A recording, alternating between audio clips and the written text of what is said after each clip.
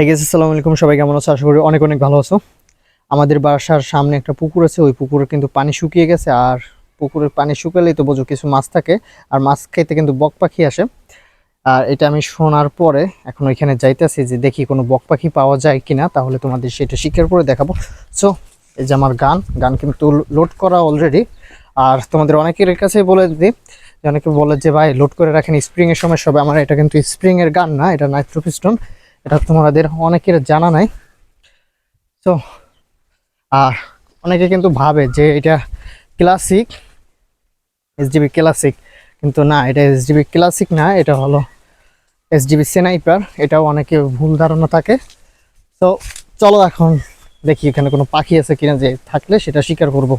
আর কিন্তু দেখো আমি যাইতেছি বক পাখি শিকার করতে, আর আমার পিছনে কিন্তু দেখো মুরগিগুলো দৌড়ে দৌড়ে আসতেছে। এই যে এরা এরকম করে কেন? এই যে দেখো, আমি হাঁটা দিলেই দৌড় শুরু করে দেয়। দেখো ওইখানে রেখে আসছি। আচ্ছা বেশ, এখন কথা বলা যাবে না, এখন আমাদের পুকুর। এখানে কোনো পাখি আছে কি না?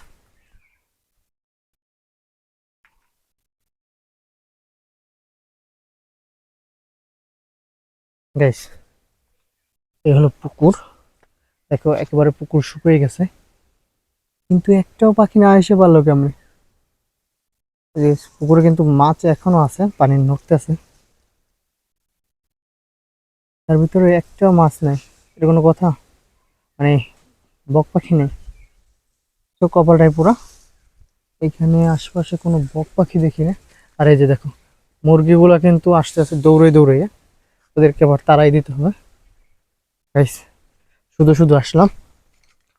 ওরা বলছিল যে এখানে বক পাখি পড়ে, আমি একটাও বক পাখি দেখি নাই, কিন্তু পুকুরে কিছু মাছ আছে, মাছগুলো তুলে নিতে হবে।